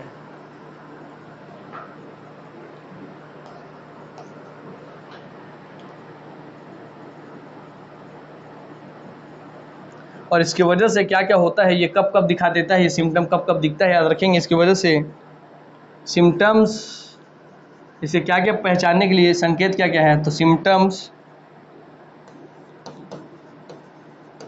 या संकेत इसके क्या क्या हैं, तो याद रखेंगे इसके सिम्टम्स और संकेत हैं आपके एब्डोमिनल पेन। ठीक है, दर्द होगा आपको पेट में। ठीक, दूसरा लिख देता हूँ एब्डोमिनल पेन।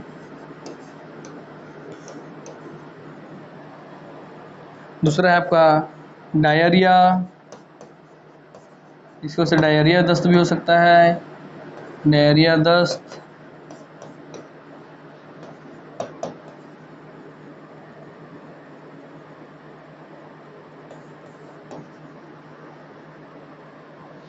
और इसी की वजह से कॉन्स्टिपेशन भी हो सकता है, कॉन्स्टिपेशन, कब्ज भी हो सकता है। ये सब इसके संकेत हैं। ठीक, चलिए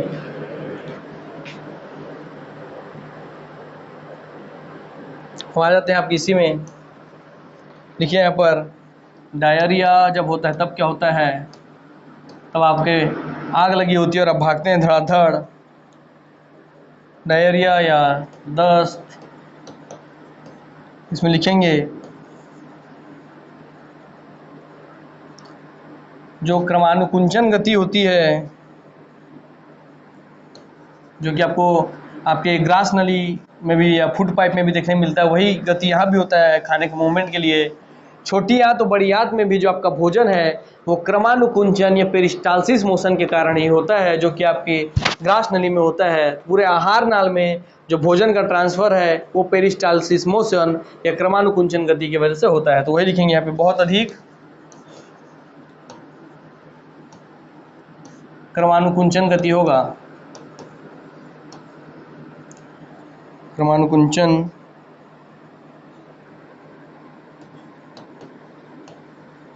बहुत अधिक क्रमानुकुंचन की वजह से टू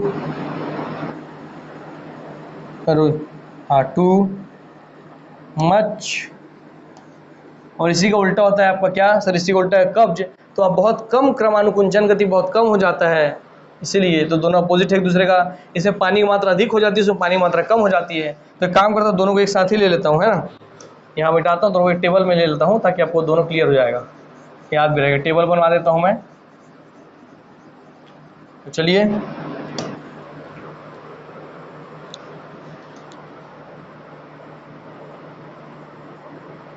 देखे जादू है। चलो बताएंगे, एक तरफ आप बनाएंगे दस्त, डायरिया, ठीक है। एक तरफ आप बनाएंगे कब्ज, कॉन्स्टिपेशन,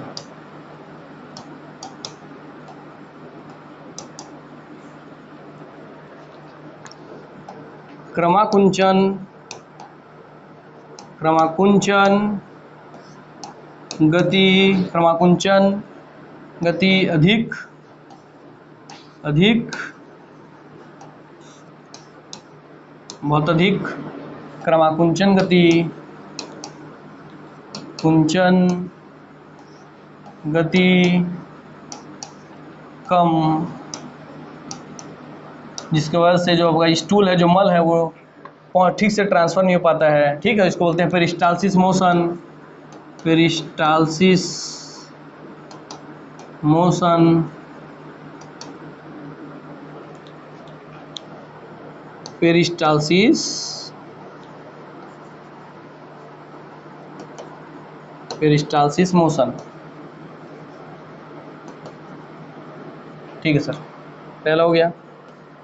चलिए दूसरा आ जाइए।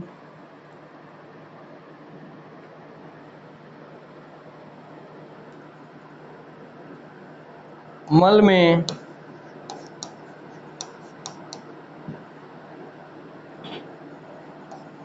आपका जल की अधिकता, इसमें सब अधिक अधिक वाला है।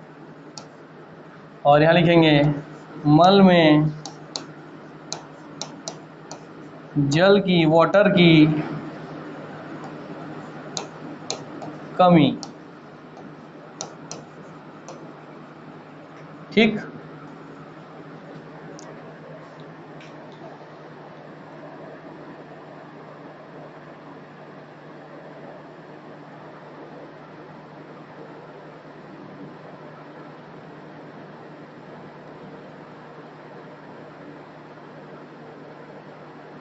ठीक, मल में जल की अधिकता हो जाती है, मल में जल की कमी हो जाती है, ठीक है।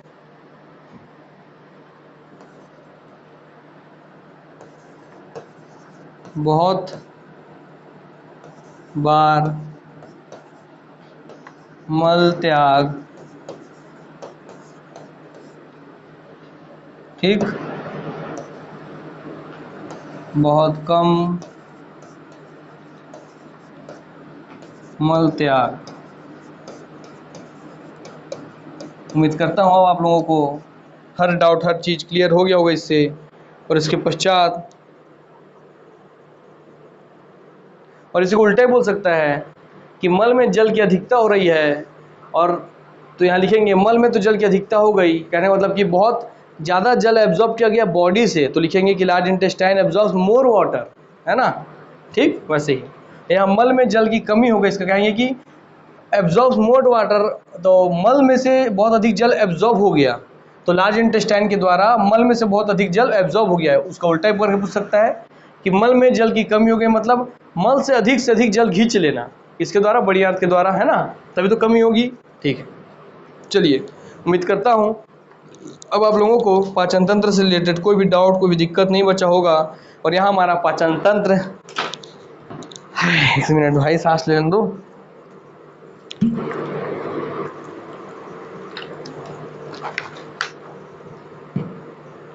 यहाँ आके हमारा अब पाचन तंत्र होता है समाप्त, इति सिद्धम। हमारा पाचन तंत्र, पाचन सिस्टम कंप्लीट हो गया।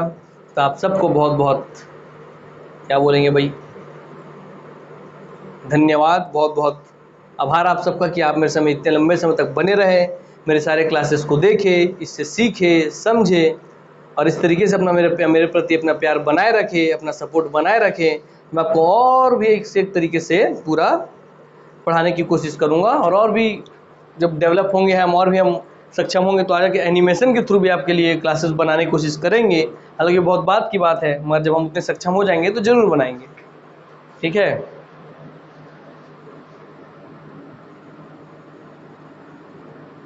Digestion system, animation, JF।